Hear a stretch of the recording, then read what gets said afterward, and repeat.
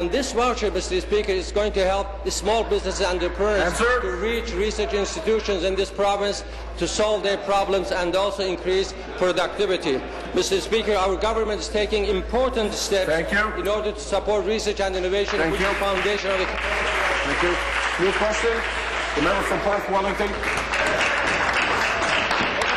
Thank you, Speaker. My question is for the Premier. On March the 5th, the Premier received a copy of the package from the municipality of North Perth concerning the industrial wind turbine project that threatens the community. It included a letter from the Mayor, the municipal consultation form, and my letter of support. The Premier should remember it. It was about an inch thick, and I delivered it right to her, right here in the legislature. I trust she has read it, but it's now over 2 months later, and we have had no response. My question to the Premier is simple. What was the very clear position taken by Council, and will she respect their will? Good question. I thank the member for the question. The member will know that the Ontario Power Authority has had procurements, standing offer procurements for renewable energy. And through that process, Mr. Speaker, over the last several years, we've created over 31,000 jobs.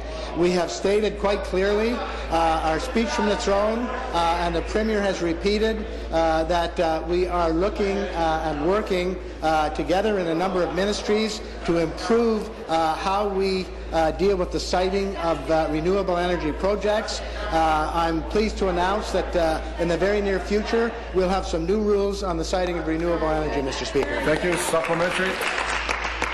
Mr. Speaker, it sounds like the Premier will not support them. That's right. Yep. On this issue, the McGuinty Wind Liberals are showing no more respect to my constituents than they did in the gas plant scandal. And we also remember the throne speech, which suddenly claimed to understand the need for willing hosts on projects like wind turbines. Well, our councils have spoken. North Perth, West Perth, and many more have passed resolutions. They are, and I quote, not a willing host for industrial wind turbines. And the Attorney General. The Premier continues to allow the wind project in our area to move through the old, broken process. I also ask her, and so I ask her, when will you stop trampling the overwhelming will of our communities and declare a moratorium? And what part of not a willing host do you not understand? Be seated, please. Be seated, please. Thank you. Minister of Energy. Speaker, I'm looking for some leadership and advice from the other side of the House, Mr. Speaker. We just heard very significant... Member from Huron, Bruce, come to order. ...dialogue with respect to cancelling contracts. And the position on the other side is that the government ought not to be unilaterally cancelling contracts. And we now have a request from the other side to unilaterally cancel a contract, Mr. Speaker. So I'm looking for advice from the other side in terms of how we deal with the number of contracts that have been signed, Mr. Speaker, for which there might be some objections in the community, as there was in Mississauga, as there was in Oakville, and I'm challenging the member to say, should we break this contract? The member from Renfrew, Nipissing, Pembroke will come to order, and now the member from Huron, Bruce will come to order. New question, the member from Hamilton Mountain. Thank you, Mr. Speaker. My question is to the Minister responsible for seniors.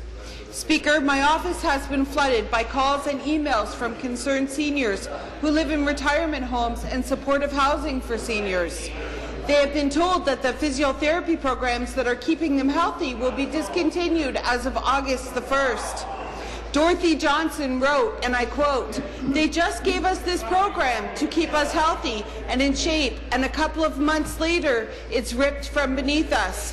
Can the Minister assure us that Ms. Johnson, that her physiotherapy program will continue after August the 1st? Minister responsible for seniors. Thank you, Speaker. I thank the member for the question. Let me say that beginning August 1st, 2013, Ontario will provide more than 200,000 additional seniors with a one-on-one therapy. We will provide group exercise classes and full prevention services as well, Speaker. This will be provided in long-term care homes, local community centers throughout our province of Ontario. 92 physiotherapy clinics are delivering the service only today. But enhancing access to exercise and fall prevention classes for more an additional 68,000 seniors for a total of 150,000. Speaker, this is one way how we deliver more service to our seniors. Supplementary. Speaker, seniors living in buildings like Mohawk Gardens, a municipally run supportive housing building, will have no other options in their in-house physiotherapy is cancelled. The government can talk a good game about wanting seniors to stay active and healthy, yet they're about to discontinue a hugely successful program. Barb Wyatt wrote, and I quote, "If this program is cancelled, I have no, Barb Wyatt speaking, has no other choice. I don't drive. I can't." Now I'm speaking. Stop the clock. I'll stop it this time. But it's very difficult to have the question put when somebody on the same side is heckling, and it's hard for me to get to the people who are heckling on this side if somebody on that side is heckling. So please keep it down. Finish your question, please. Speaker, Barb Wyatt wrote, "If this program is cancelled, I have no other choice. I don't drive and I can't afford public transit that frequently. What is the minister doing to ensure that seniors in retirement homes can continue to access physiotherapy?" Thank you. Minister. Speaker, it's a good question. Let me assure the members and every member of the House that there are no changes with respect to accessibility to the system or to the care that seniors are receiving in community care and retirement homes. As a matter of fact, Speaker, what's being proposed, the amendments that are being proposed, speakers, will give 290,000 more seniors access to home care on a one-to-one basis in more locations throughout Ontario, and this is what we want to do for our people, especially living in nursing homes, in seniors' homes, in home care, and at home as well. Speaker, it's the intent of this government to provide more services when they are needed, where they are needed to our seniors, and this is what we'll be doing. Thank you, Mr. Speaker. And my question is for the Minister of Community Safety and Correctional Services. Last November, I heard the Minister speak about expediting the technical consultation on fire safety improvements in residences for seniors, people with disabilities, and other vulnerable Ontarians.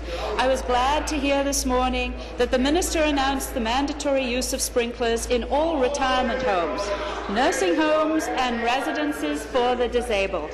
Can the Minister please tell us more about what this will mean for all our seniors? Good question. Minister of Community Safety and Correctional Services. Speaker, let me say thank you to the member from Oak Ridge, Markham, for this question. Mr. Speaker, last Monday I was very pleased to be with the Premier to announce the making of automatic sprinkler mandatory in residences for senior, people with disabilities and vulnerable citizens, the first province to achieve that in Canada, Mr. Speaker. These changes to the fire code will include a phase-in of a mandatory sprinkler for all existing care residents and a retirement home with more than 4 occupants over the next 5 years, annual validation of fire safety plan, enhanced fire inspection and staff training, and fire safety enhancement for all new retirement homes.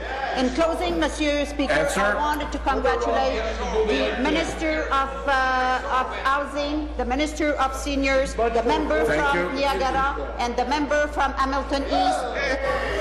Thank you. Supplementary. And back to the Minister. I'm delighted to hear about our government's groundbreaking announcement. Mr. Speaker, I know that our government has always been strongly committed to fire safety. We've required smoke alarms on every floor of homes, we updated the safety requirements for hotels, and so much more. Mr. Speaker, can the Minister please tell us what kind of input we received from the retirement home sector? Thank you, Minister. Responsible for seniors? Minister responsible for seniors. Well, thank you very much, Speaker. I thank the remarkable member from Oak Ridge, Markham, for the questions.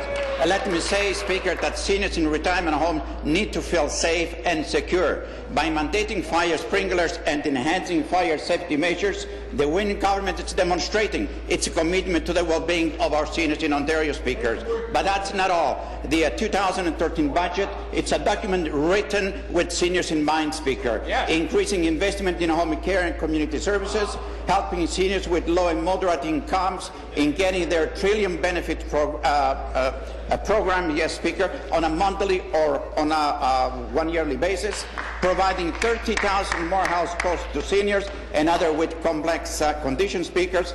It is the announcement that it's about celebrating the positive result of a collaborative process that puts seniors in other vulnerable Ontario in first, Speaker. Thank you. And I thank you. Question, the member from Cambridge. Thank you, Mr. Speaker. My question is for the Premier. You know, Mr. Speaker, we on this side of the House are also hearing from Ontarians about the budget. And I'd like to share one story that we've heard. Andrea from Hamilton told us that people were, and I quote, tired of being ignored by governments that seemed more concerned with themselves, more concerned with their own political skin, with their own political opportunity, with their own political well-being than they were with everyday people. Mr. Speaker, Andrea from Hamilton is 100% correct. People are tired of this government. So, Premier, will you call the PC Party one of confidence motion today so that Andrea from Hamilton can have her wish, a new accountable government for the people of this province? Be seated, please.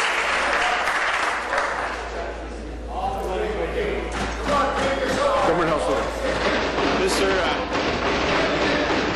The member from Halton come to order. The member from Thornhill come to order. The member from Lambton, Kent, Middlesex come to order. Last call. The member from Halton is warned. The member from Barrie is warned. Government House Leader. Mr. Speaker, I think the members should be aware that in several days from now, according to the standing orders, we will have a vote on the budget motion, which is a confidence vote, and we look forward to that vote and their participation in it. When the budget bill reaches second reading, for example, just one example, Mr. Speaker, that will be a confidence motion. When it returns here to the House for third reading, that will be another confidence motion. But again, Mr. Speaker, you know, I want to go back. The member from Pembroke, Renfrew, Nipissing, Pembroke is warned. Finish. Mr. Speaker, I just want to again go back, and perhaps the honourable member in his supplementary could answer a question that we've been asking over here. Why did his party oppose the gas plants in the last election? Why did they campaign so aggressively? When will they put forward their costs? And people won't ask it. When will their candidates appear in front of committee? And why is it taking his leader weeks and weeks to agree? Thank you. Supplementary. Well, you know, Mr. Speaker, it's funny that the government House Leader mentions the budget. Let's see what Andrea from Hamilton has to say about that budget. And I quote, "We want to see a balanced approach with a budget that's accountable to people, a budget that tackles people's concerns about creating jobs and growing our economy while helping them in their daily lives and balancing the books in a balanced way." Mr. Speaker, Andrea from Hamilton knows, the Ontario PC Party knows, the people of Ontario know that the budget presented by that government doesn't reflect the priorities of Ontarians, because the priorities of Ontarians is not to waste $600 million on a gas plant scandal to save some Liberal seats. Premier, the people of Ontario do not have to be held hostage by this dysfunctional budget negotiation sideshow. You can end this charade right now by calling our want of confidence motion. Will you do it today? Let's get on with fixing what's wrong with your government. Be seated, please. Be seated, please. Government House Leader. Mr. Speaker, the honourable member stands up, talks about the gas plants. And again, Mr. Speaker, we want to know over on this side of the House why Tim from the Fort Erie area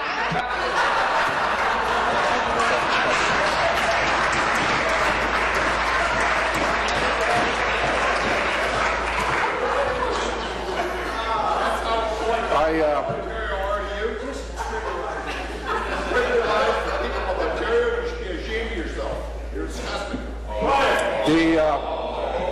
the member from Halton. The member from Halton is named.